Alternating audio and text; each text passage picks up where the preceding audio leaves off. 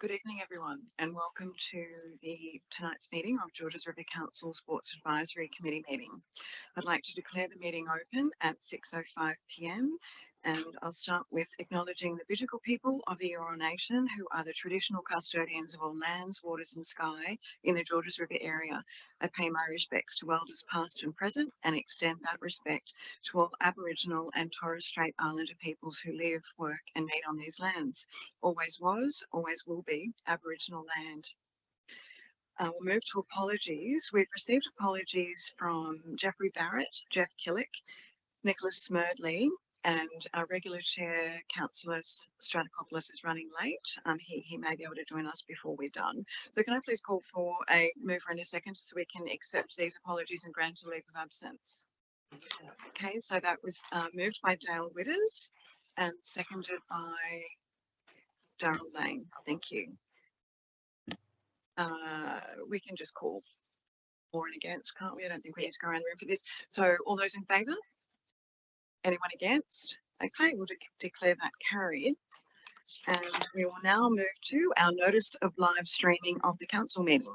Staff and public are reminded that this meeting is being recorded for minute taking purposes and is also being broadcast live to the public on council's website in accordance with section 5 of council's code of meeting practice. The recording will be made available on council's website. The order of business is as shown in the agenda, which has been made available.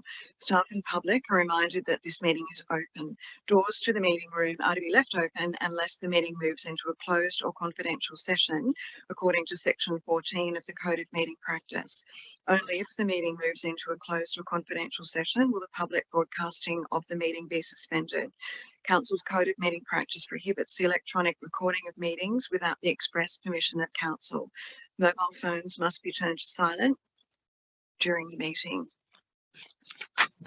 Okay, just before we get started, I'll just let you know I'm Councillor Catherine Lansbury. I'm the Deputy Chair of this committee, in case anybody wasn't aware of why I'm sitting in the chair tonight. So I'm sorry you've got me tonight, but hopefully we'll have a good meeting. So the first item on the agenda is SAC 012-25, the confirmation of the minutes of the Georges River Council Sports Advisory Committee meeting held on the 22nd of May 2025. So I'd like to call for a mover and a seconder for that, please. That's moved by Kevin Green and seconded by, was that Sean Rower? Yeah, thank you. All those in favour? Anyone against? Okay, we'll declare that one carried. So that will bring us to our first committee report, which is SAC 013-25, the Sporting Infrastructure Capital Works Update. We'll be hearing a report from our Acting Manager of City Technical Services, James McGee. But before we hear from James, I'll just call for a mover and a seconder for this item. Moved by Julian Finch and seconded by Dale Witters. Thank you. James. Thank you. Good evening, everyone. My name is James McGee. I'm currently the Acting Manager of the City Technical Services. So in June of this year, the councillors adopted the 25-26 Capital Works Program. So I'm here tonight to give a brief update on each of those projects which relate to sporting infrastructure. So similar to last year, it was the first year that we introduced the project updates website on council's website. The same thing will be occurring this year as well. So this will go live with the 25-26 projects as of next week.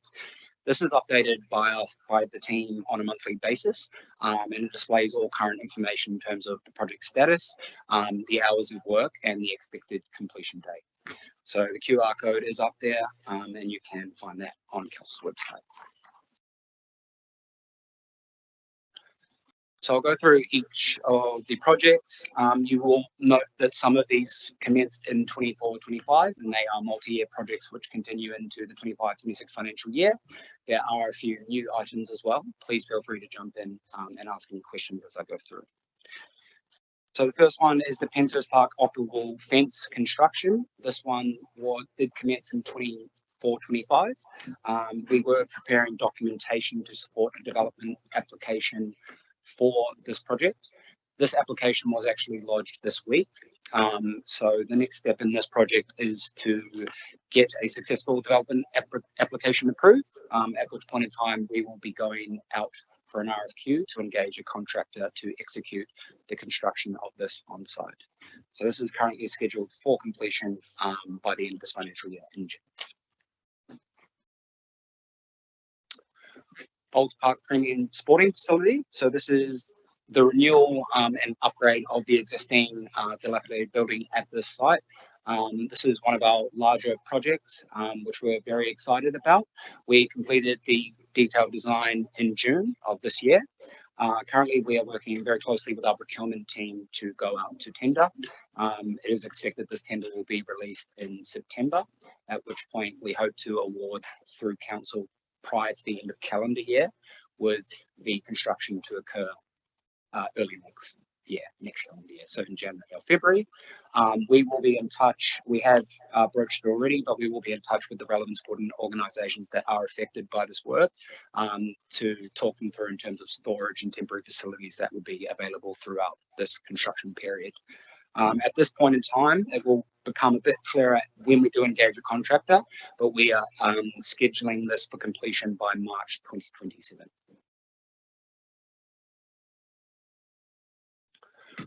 Another project at Olds Park, which is the shared path and pedestrian lighting project. This started last year. We undertook the detailed design of the lighting itself, the lighting infrastructure for the circuit path. We will be releasing an RFQ very shortly to engage a contractor to execute both the lighting and the path upgrades surrounding the park. Another one at Olds Park. This is for the sporting amenities building in the centre of the park.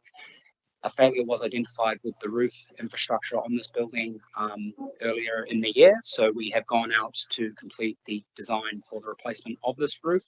It is expected we will get that design in August, at which point in time we'll be releasing an RFQ for a contractor to execute the work.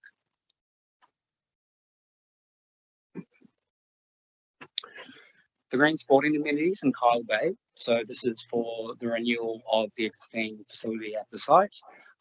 We do have a Your Say consultation process live at the moment for this, and we are in the final stages. Well, we're at 75% detailed design, working towards 100% detailed design.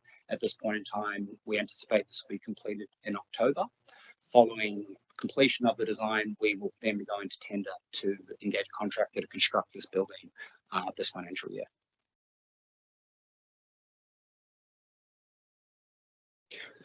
The Eastern Amenities building at Jubilee Stadium. This is a multi-year project as well. We are currently in the final stages of completing the detailed design for this project, currently anticipated for October. This is then scheduled in a future financial year for delivery.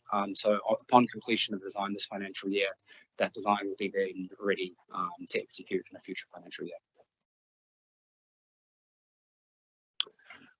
Riverwood Park Field upgrade.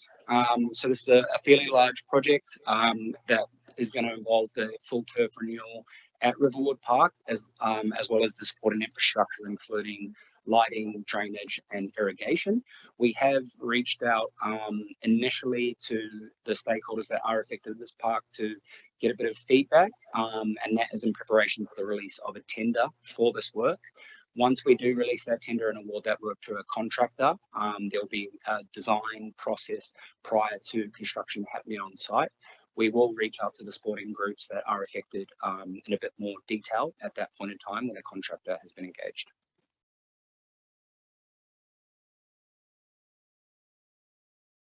The Peak Hurst Park Adventure Play Space. So this project was identified through the spatial framework that was undertaken and completed for this site. We were able to secure grant funding for the detailed design of this project. So it's going to be a bit of a youth recreational facility and an off-road biking facility in Peak Hurst Park. So we anticipate we will complete the detailed design for this project this financial year and then look to execute in a future financial year. the Gifford Park sporting amenities. So this is the detailed design in 25-26. Again, in line with our standard consultation process, we will be reaching out to the relevant stakeholders to get their feedback and their comments on throughout the design process. We do anticipate that we will complete this financial year. It is then slated for delivery in a future financial year.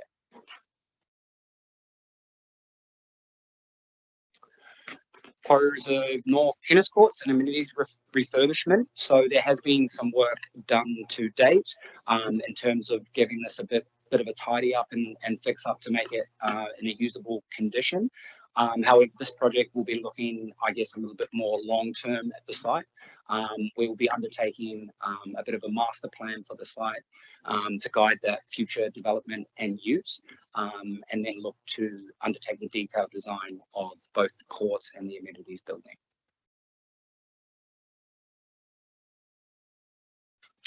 So this is the final one. This is the Todd Park Sporting Amenities building.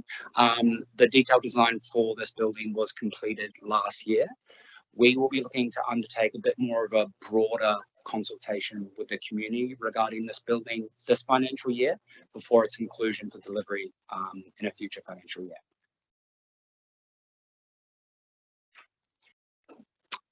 And that was it in terms of the projects for sport infrastructure this financial year. Does anyone have any questions? Great, thank you so much, James. Just before we do go to questions, it was remiss of me not to acknowledge the Mayor at the back of the room. Madam Mayor, welcome. Committee members, do you have any questions for James on any of these particular items?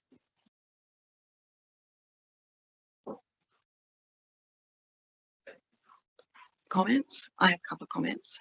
Sure. It's always, I think this is such a useful report, this particular one, because it proves to everybody that there's a lot of actual works going on all over the shop, all at different stages, etc., and design work as in construction, all the rest of it. But I think it's a really useful reference for us as councillors, and I think you'll find many of you, your sports would have been included in some of these projects as well. So it gives you an idea of where they're at with it. So thank you, James. So if there's no more questions. Good question. Oh, yep, sure.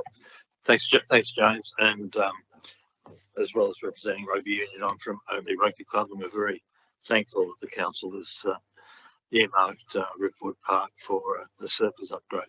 We have given feedback in relation to the amenities block. That's still under consideration, the design and facilities available there. Yeah, so as part of the spatial framework for that site, I guess consolidation of the 3 buildings at the site has been earmarked. This is currently not identified in the 4-year capital works program, but at some point in time when those buildings reach end of life, that is definitely a project that will come onto the books. And there'll be further consultation at that stage? Yes, yeah, definitely. Actually, I'd have a comment.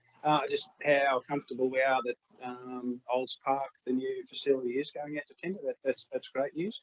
And we're pleased too. Andrew Williams has reached out and we've had some meaningful conversations about storage moving forward. Next year will be very difficult without it, but we're super pleased that the tender will go out and it'll kick off in March 26. Probably about January, February, but yeah, that's definitely a main part of the tender documentation, is all about setting up those temporary facilities and making sure that, I guess, use of that field is uninterrupted for the sporting organisations. Thank you, Ross and Dale. Are there any more questions for James? If not, we'll move this item. So it's been moved by Julian Finch and seconded by Dale Witters. So all those in favour, please say aye. Anyone against? Okay, we'll declare that one carried. Thank you. Our next item on the agenda is SAC 014-25, the Cars Park Aquatic Facility Update. Very close to some of our committee members' hearts, isn't it, Councillor Mort? So before we go to a report from our Executive Manager of City Futures, Kent Stroud, I'll call for a mover and a seconder, please. So moved by Mark Smith and seconded by Councillor Mort. Kent, thank you. Thank you, Councillor. Thanks, Committee, for having me. I'll take the report as read. Since the report was written, for the meeting. A few more things have progressed. So item number 6, in regards to the milestones, the PCG, as late as the meeting before this one, still working on defining the milestones listed there in A, B, and C. So we are progressing through that as fast as we can. And item number 9, the request for a briefing has been accepted by the Office of Sport, and councillors will be getting a briefing next week from the Office of Sport. So that's great news as well. Other than that, as the report reads, the discussions at PCG level and Steerco level are progressing well, and that is setting the scene in regards to the planning for then the delivery of the pool. So that's the update, unless there's specific questions. I do have a question. Noting that it says that the project scope and budget due diligence should be completed in August. Clearly the design tender's got to go out. So that would be the next thing after that, I'm assuming.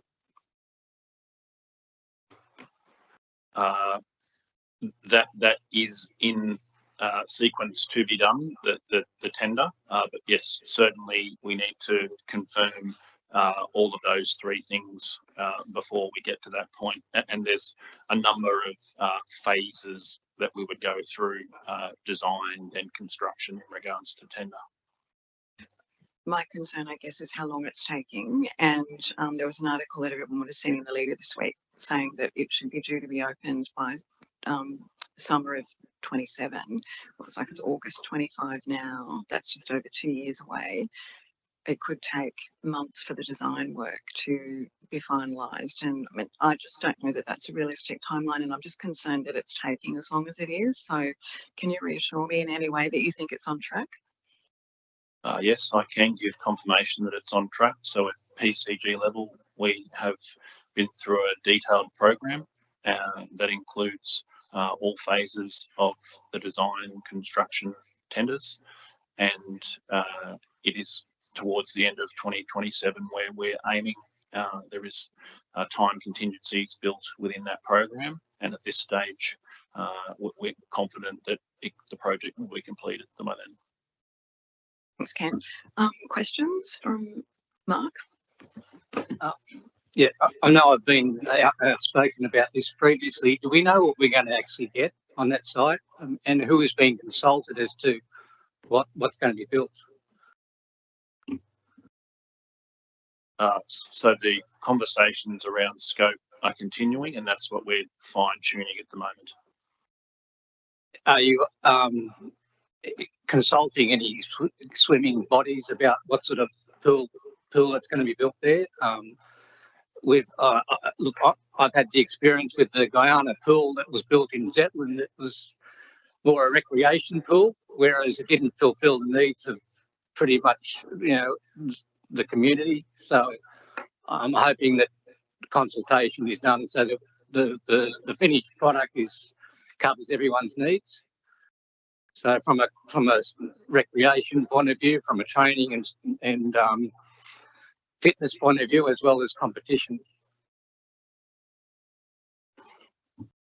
Although I'm a relatively new kid on the block with council, I am led to believe there is quite some history in regards to where the point we are now, and there's been lots of feedback, potentially not formal consultation, but certainly views from the groups you represent and others. I think during the process of the design, and potentially after we have the briefing with the Office of Sport, then there will be an opportunity for consultation. Okay, I'd like to be involved in that. I've mentioned this before. I represent this area south of Sydney, and I'd like to see this complex suit, a competition needs especially. So I don't know who's been consulted, but I certainly don't know of anyone from our association that has. So,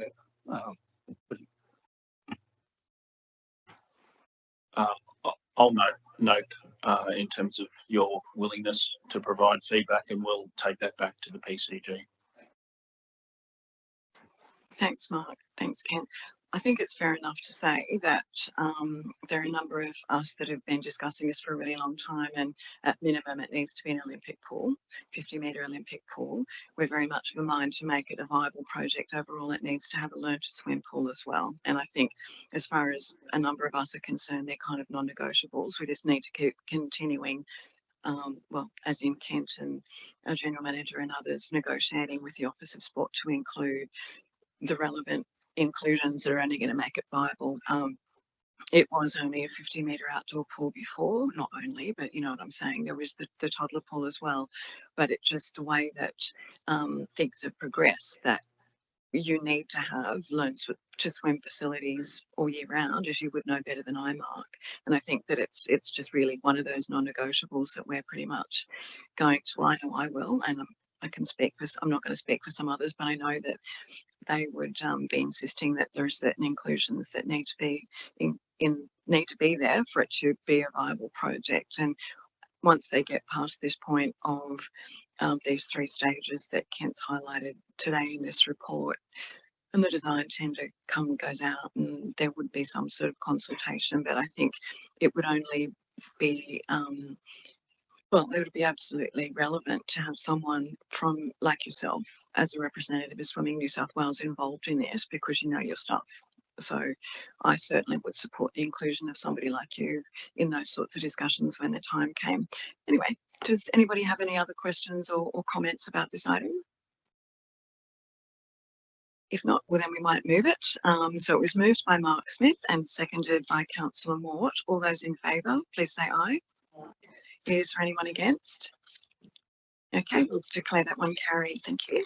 And our next item, I'm going to make sure I'm not skipping one, is SAC 015-25, Respectful Environments and Community Sport. And we will be receiving a report from our Manager of Sport, Community Facilities and Events, Margaret Lee. But before we hear from Margaret, I'll just call for a mover and a seconder for this item, please. So that's moved by Julian Finch and seconded by Kevin Green. Thank you, Margaret. Thank you, through you, Madam Chair. So this report introduces the workshop that had taken place prior to tonight's Sports Advisory Committee meeting. If our esteemed external presenters don't mind coming forward to the desk in case there's any questions or comments required of our presenters. So for the benefit of councillors and those who weren't at the workshop and those who are dialing in from online, the Australian Drug Foundation, through the Good Sports Program and the Office of Sport, conducted a joint presentation to our Sports Advisory Committee this evening. It aligned with a recent councillor recommendation around promoting respect and safety in our local sporting matches on the back of some antisocial instances in our broader St George sporting fields.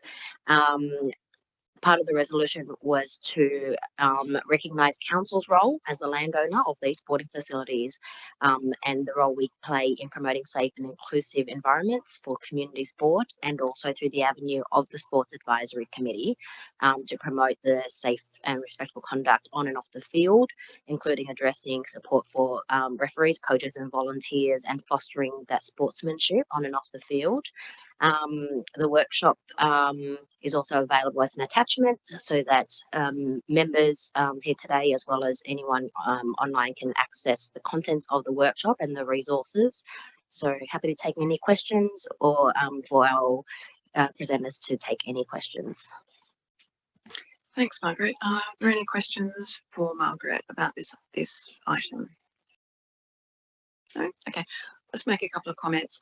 with this particular issue, it did create a lot of concern in our community, this particular fight that happened at Peakhurst. But, you know, I still want to stress that council can provide the venue, as Margaret said, as the landowner, but the clubs themselves, as you know, like, we get that you guys are doing it all in an honorary capacity, but there has to be an onus on the clubs to manage some of their problems, but it's also the onus is on the governing body, Football St George. Unfortunately, we don't have our representative from Football St George here tonight. Hopefully he can be here next month to actually give us a bit of an update about what they're doing. As you probably know, Gary Lockwood, who was on this committee briefly, is now the CEO at Football St George, and I had quite a long conversation with him at an event a couple of weeks ago, and he's very much all over it. And Football St George does have a zero tolerance policy, apparently, which we did actually include in this particular motion, but it was not really ever enacted. And it's just a matter of to what degree, what sort of penalties should be imposed, because you don't want to penalise the entire club if it's one or two rogue players. You can't be, as you would well know better than I, you can't be responsible for the behaviour of everybody every time. But there are certain actions that I think clubs working with Football St George as your governing body for soccer, football, not league, obviously, there needs to be, you know, accountability there. But ultimately, we all know that you're volunteering your time for these sports, you're passionate about it, so you don't want the conflict either. There's very few people that sort of unfortunately ruin it for everybody else. I'll leave it there. Okay, so if there are no further questions or comments, no, okay, we'll move it. Was moved by Julian and seconded by Kevin. All those in favour, please say aye. Aye. Is there anybody against? No, okay, we'll declare that one carried. Thank you. I think this is our final report for this evening, which is SAC 016-25, Sport Community Facilities and Events Update.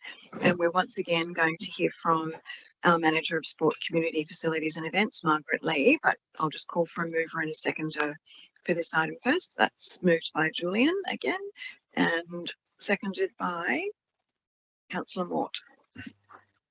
Thank you, Margaret.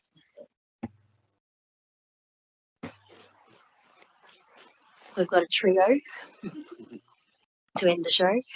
So I'm joined also by Luke Galley, who's our coordinator, Sport and Rec. So it's a bit of a combined presentation to give so I suppose highlights of what's been happening in the world of sport, community facilities and events. So this is the second time we've done this in the Sports Advisory Committee. So hopefully this is something that gives you a bit of an understanding of what we've been working on and what are the great things that's happening in our community.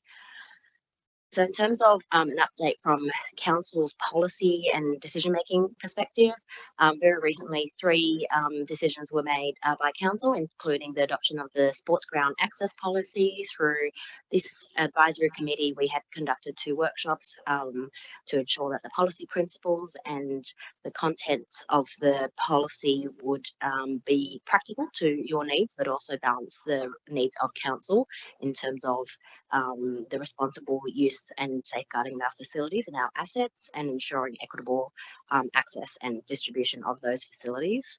The next steps in terms of implementing this policy is for our team to revise our terms and conditions for sports field hire to be ready for the summer sporting to be ready for the next EOI period for winter sport.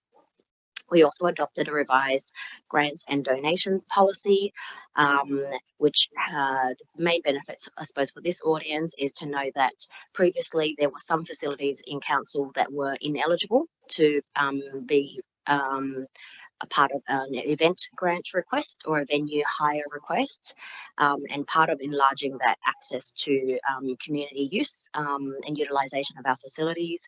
The grant programs now enable, under certain conditions, which I'll go through in a bit more detail in the next slide, that all tiers of facilities, from Jubilee Stadium to our Tier 1 facilities being Hurstville Oval, Olds Park and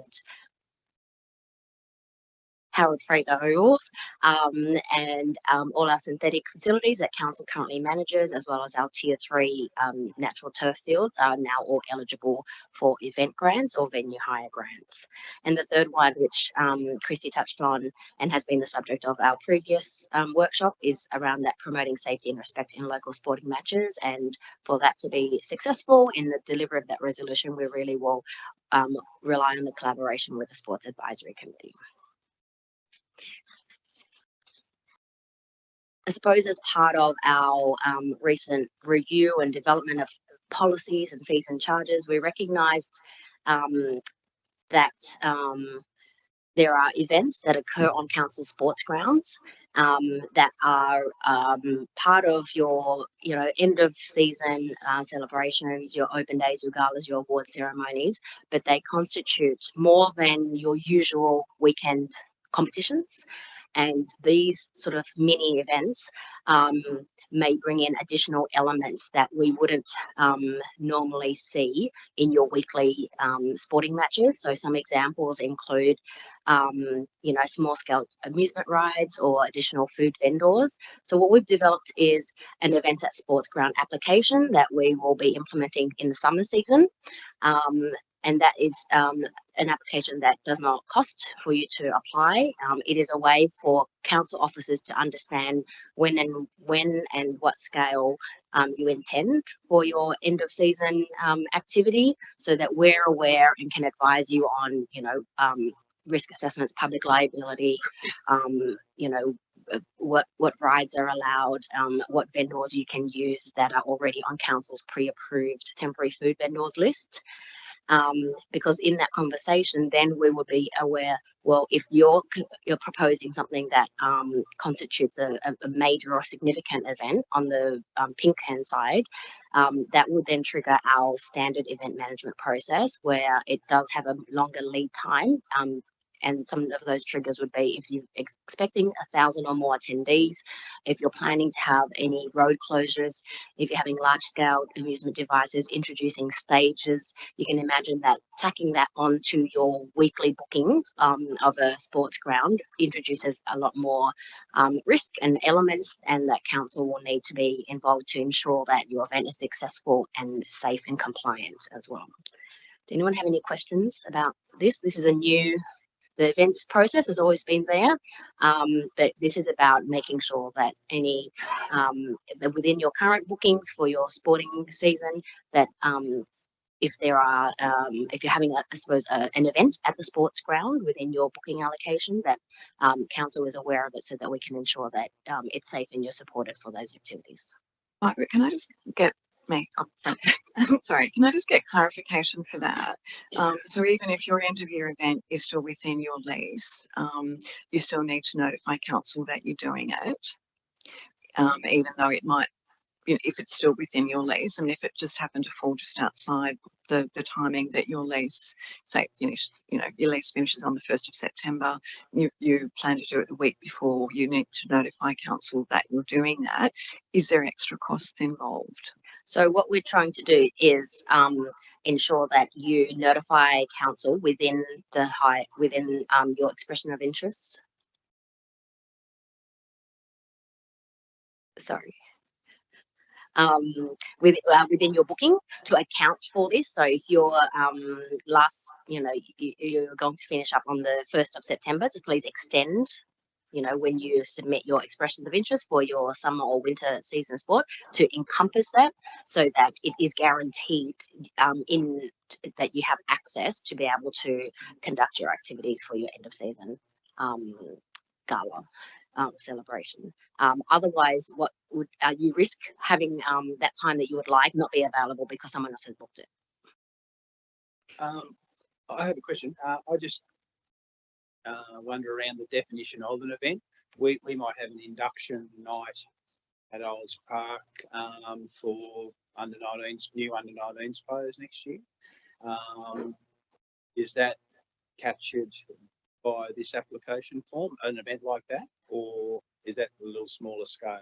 Yeah, I think if in doubt, just contact our venue and recreation team, and they can advise. It'd be around yeah, the number of people, what activities you're introducing, or what equipment you may be introducing, time of day, and if it's it's based on the elements of what your event is, whether it triggers an event at sports ground application or it doesn't.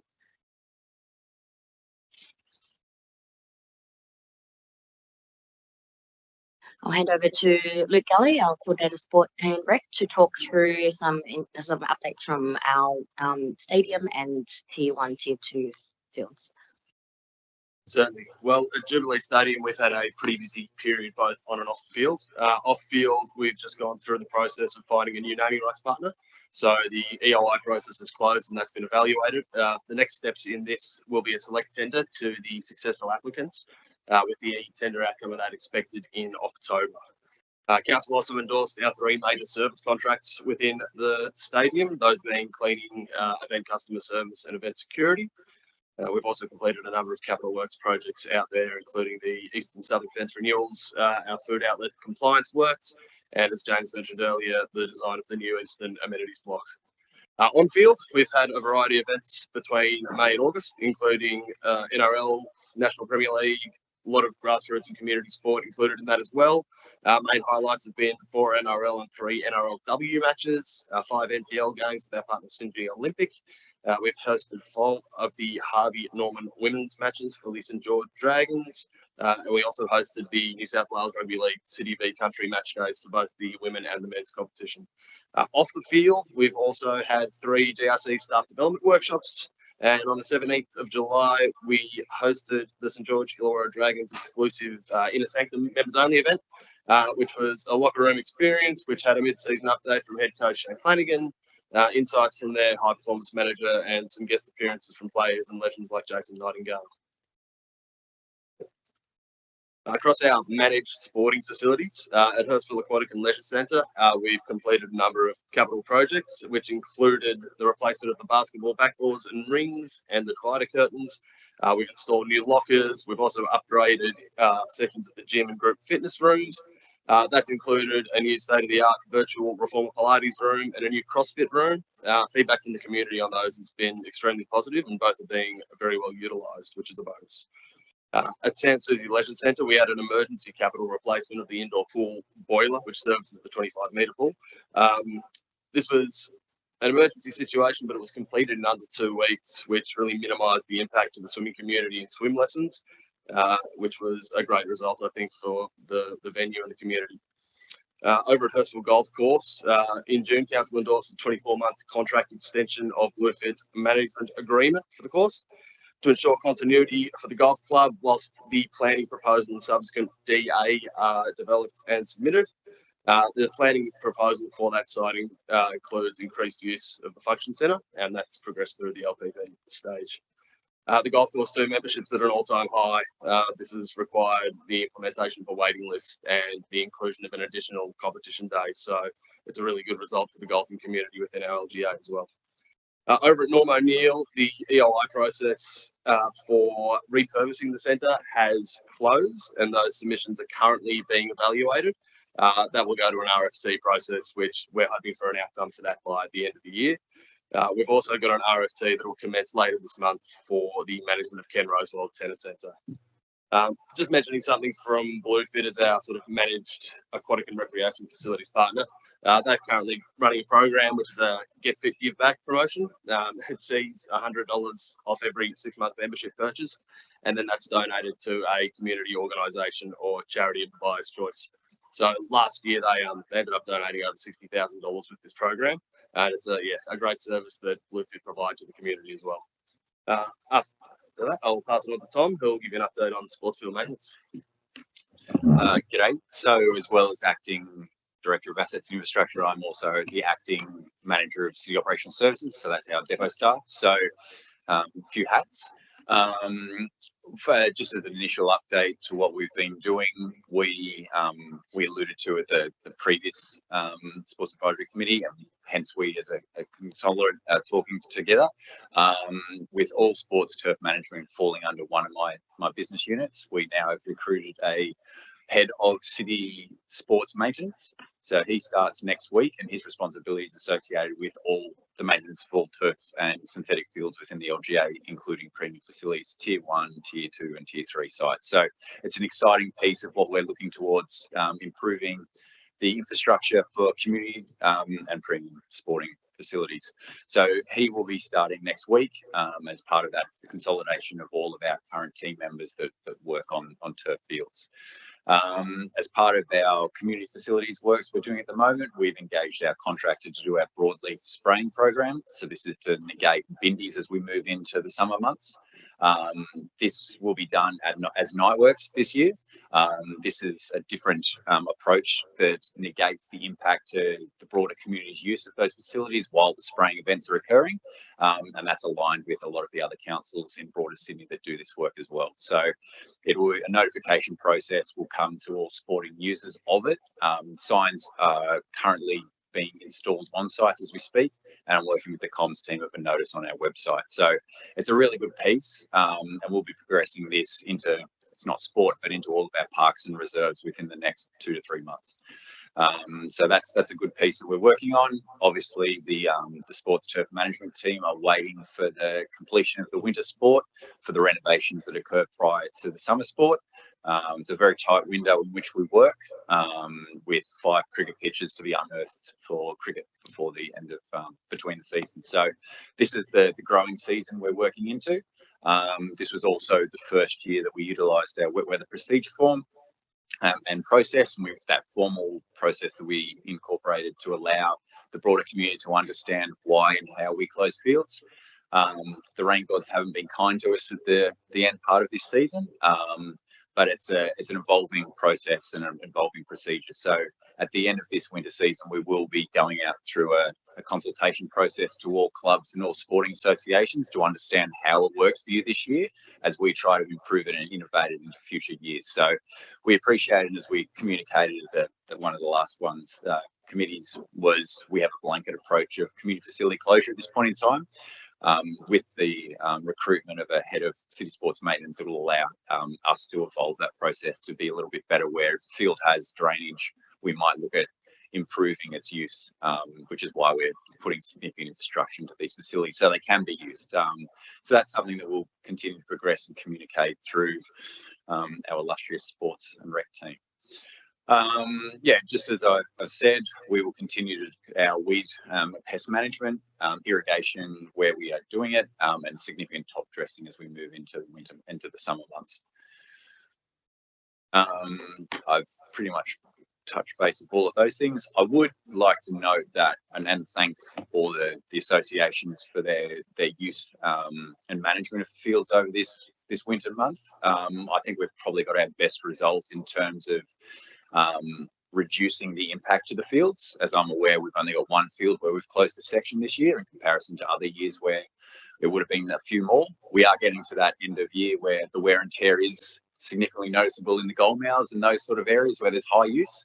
But I think the installation of this wet weather procedure has provided a significant benefit for the safety of users, but also from a turf management perspective to allow us to appropriately manage our facilities a little bit better. So we'll continue to evolve and improve that process as we continue on. So thank you for your assistance in that process. And I think that's all I had. Thanks, Tom. Oh, Margaret. Just to bring us to a close, so just a bit of an update on our seasonal and sports fields bookings. So our summer 2025-26 EOI has concluded and all allocations have been provided. Just a bit of a behind the scenes, what that process looks like for our team. We received for this upcoming summer season 88 submissions representing 22 sporting organisations and associations, and this was the first year we used our sports ground access policy to work through any booking conflict requests, and I think it's been a really positive outcome as a result of that, where our criteria for how council officers determine the allocation in instances of conflict is really transparent and just on behalf of the team, we really thank the clubs and associations who are working collaboratively with each other and with our officers so that we can give the best allocations for the summer season. Also, just a note on there that with our online booking system, Bookable, that you can always go into your account under My Bookings to see what is still available if you wanted to add to your bookings, and also as part of implementing our policy that we require all outstanding payments from previous seasons to be finalised before the next season's booking allocations will be released.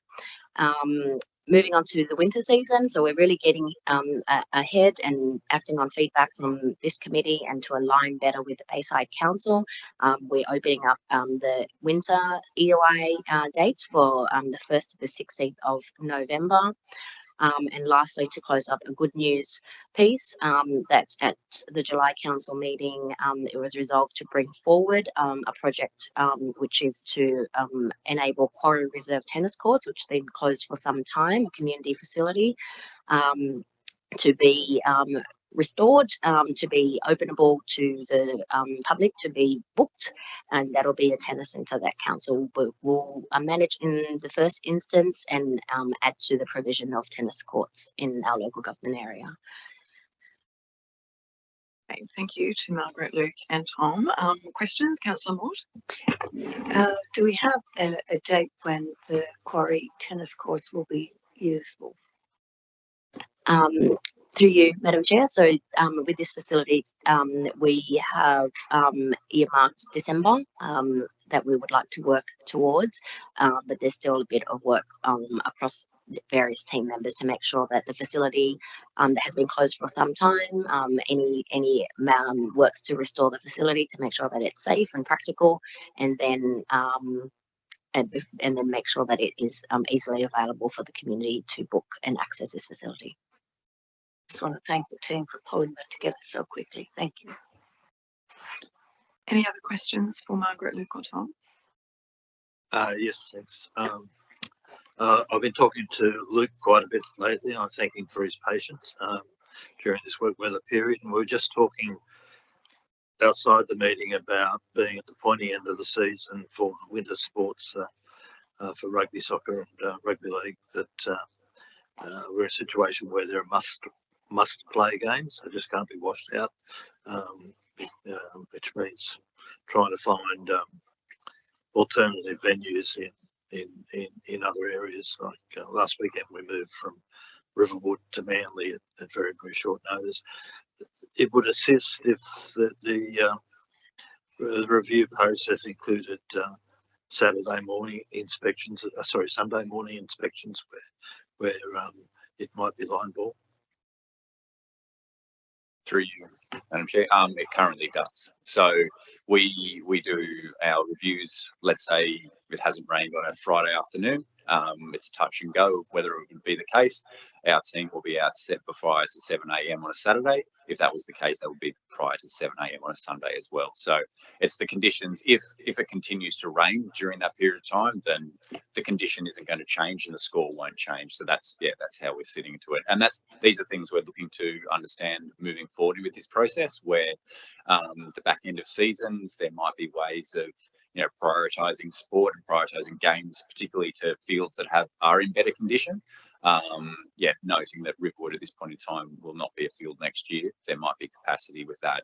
The blanket we acknowledge from the start, the blanket closures is an issue, but we needed to start with somewhere, and that's what we were previously doing, but that's what we want to hear from you. I've asked this before, but didn't write it down. Can you tell me what the grounds that you assess is 3, isn't it? Yeah, it's Charles Fury, Peakhurst, and you're testing me now. Beverly Hills. I'll come back to you. I'll take that on notice and provide that back. It's just an interest. Yeah, and that's, as we've said previously, that's based on the climatic conditions of our LGA. We are quite vast, where we've got different Bureau of Meteorology rain, and we might have rain one end of the LGA but not the other, so we try to continue to get that change across it. Moving forward, there will be sites that do have the drainage. We are, as part of Riverwood, looking at investigating in wet weather probes and putting them, actually integrating them into the field. That'll be a trial that we're looking at with Riverwood. If that's successful, then we would look to do that across our fields as we reconstruct moving forward.